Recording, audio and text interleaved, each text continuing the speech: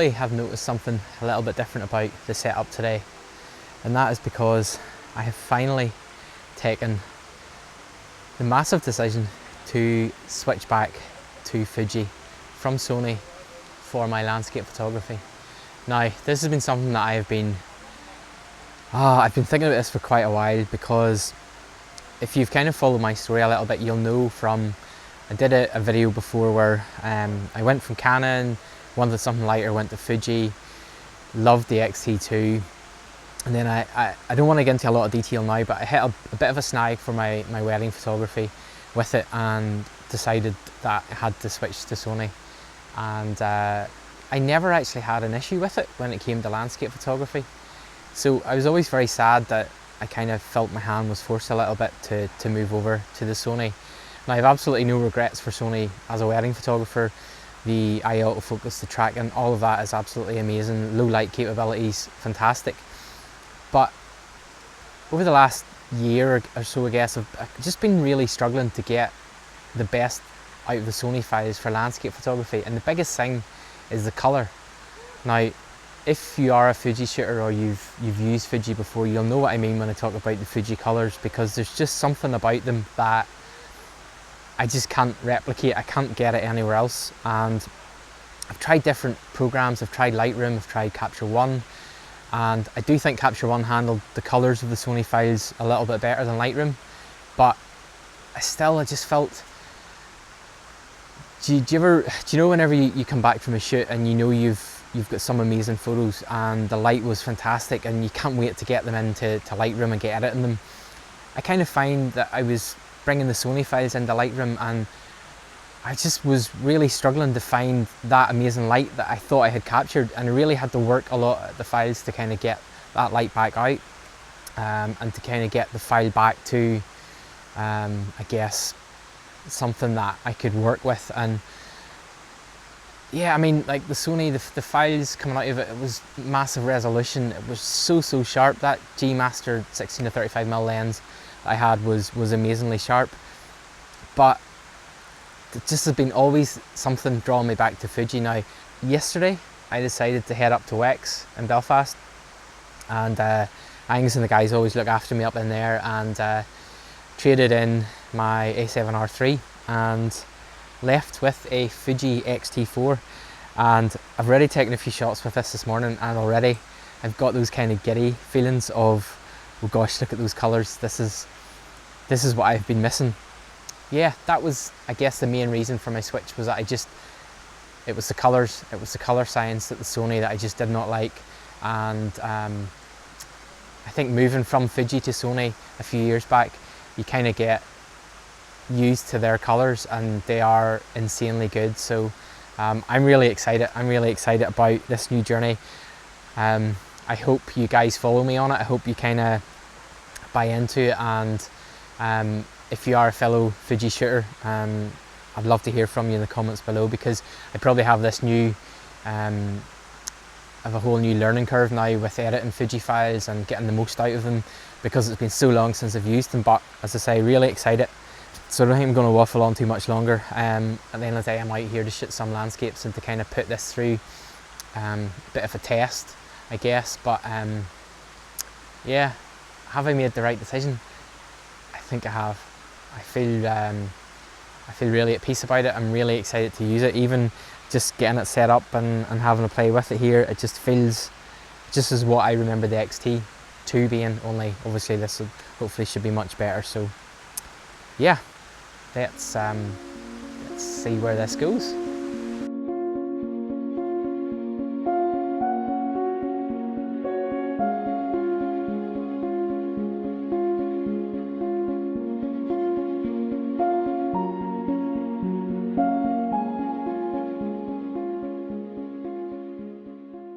Okay, so I've set up my first composition, shooting in a portrait format, and we found these really amazing trees. Now, this was actually en route to another location which I've shot before, but it's pretty much blue skies up there, so there's lots of lovely sunlight, dappled light coming through, and kind of was just looking across and saw these lovely shaped trees, and we've got a really nice sun flare coming through through the leaves at the top. So set up a portrait composition.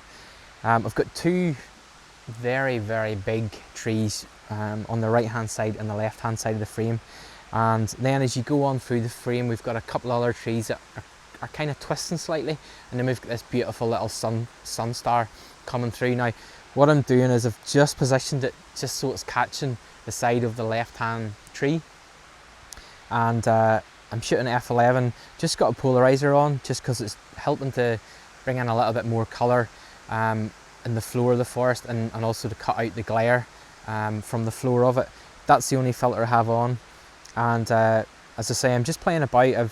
I'm taking a few bracketed shots just to see how, just so that I have them when I get back, because I'm not sure just how much I'm going to be able to pull out of the shadows of the Fuji or pull back from the highlights. So I guess it's just going to be a bit trial and error for a few weeks. But yeah, I'm going to just grab another shot here quickly. So 1/4 of a second, f11. Now one of the things I remember always talking about was the Fuji JPEGs, because I remember a lot of wedding photographers saying that they quite often they could almost edit, or they could almost use Fuji JPEG straight out of camera, as long as they obviously dialed in and sorted their white balance. And I remember always being blown away by how good they were. Just the film simulations that are built in the camera are just insane. They're so good. So obviously this is a JPEG preview on the back of the screen here, so it's not a RAW file, but even just looking at the preview, yeah, I'm really excited to get these back into Lightroom.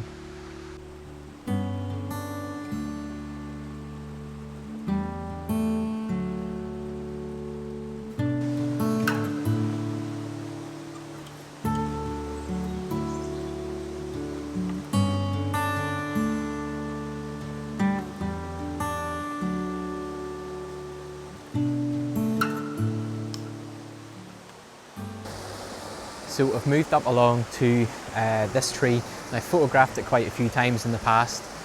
Always a favourite of mine to come back to in the autumn time, because the canopy up here just is amazing. It just turns every colour you could imagine.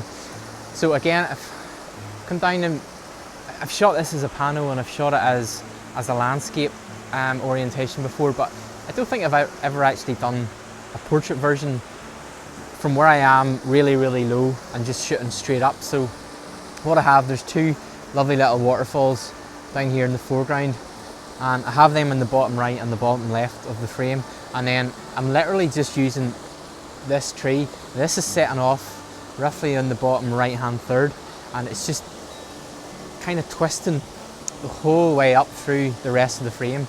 So really, whilst the water down here is really nice, it's kind of a secondary part of the composition. It's all about this tree.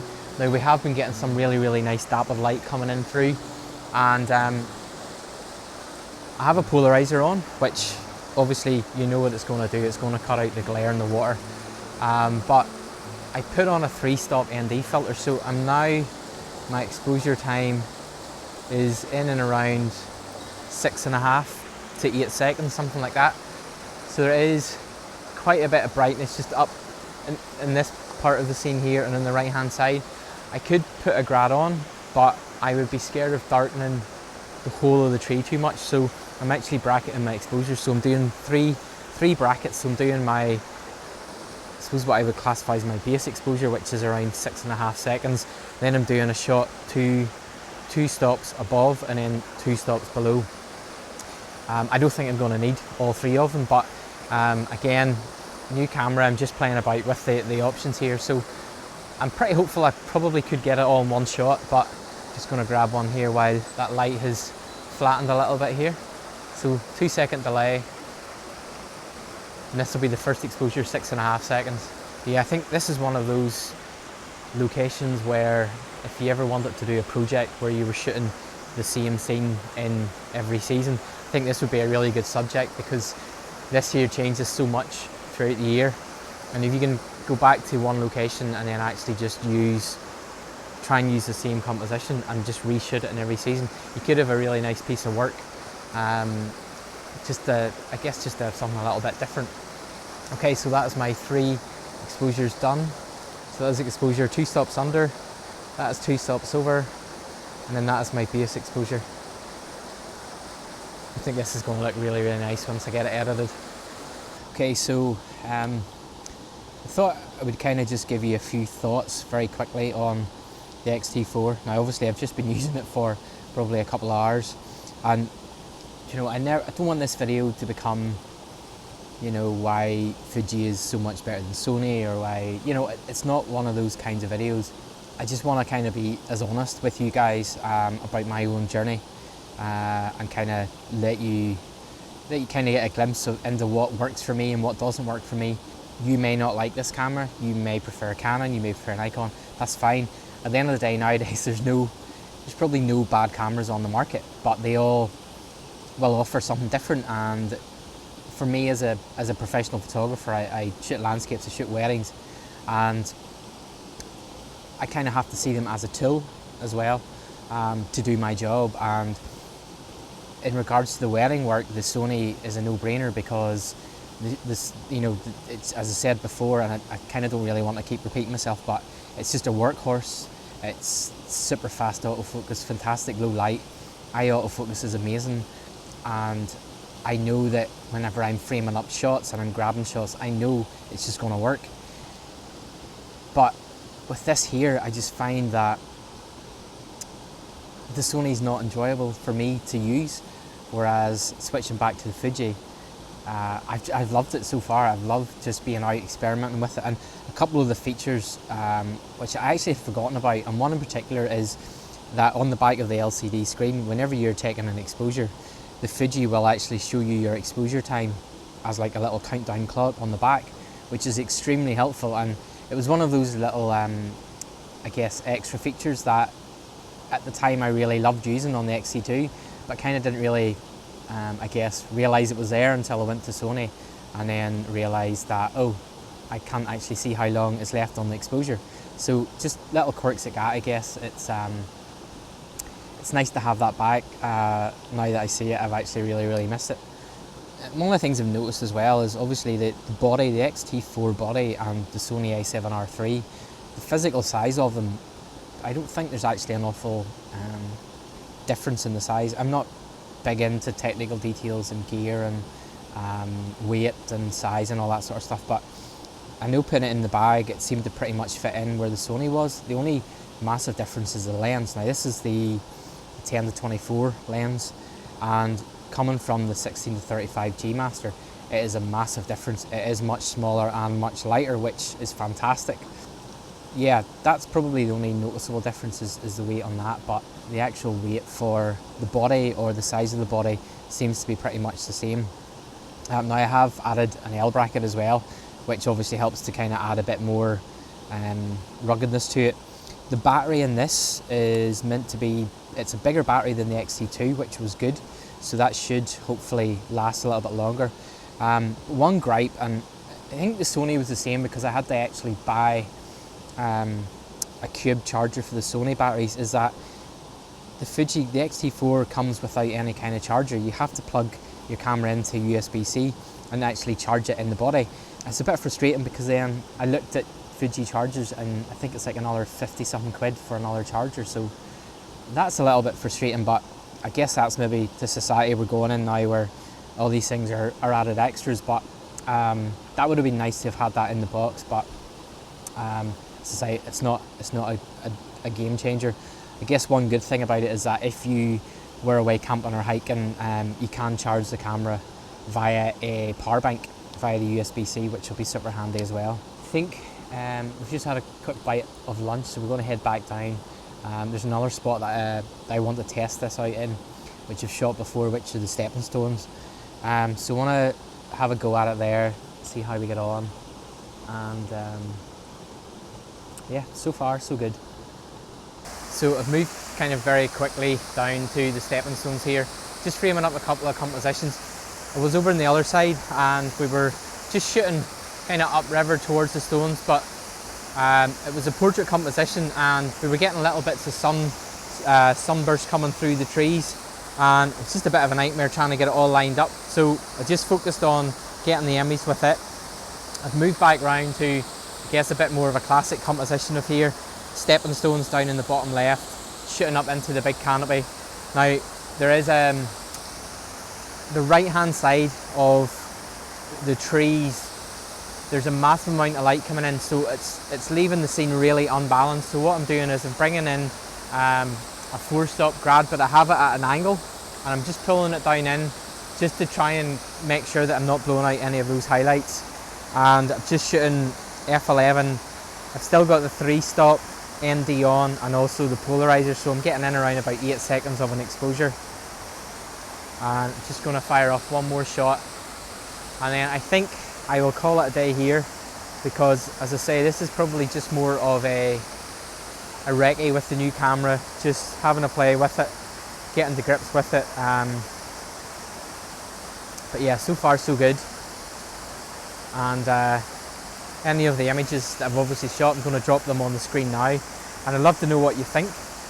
And yeah, feel free to leave a comment below. If you haven't done so already, make sure you hit the subscribe button and the like button, and I will see you on the next video.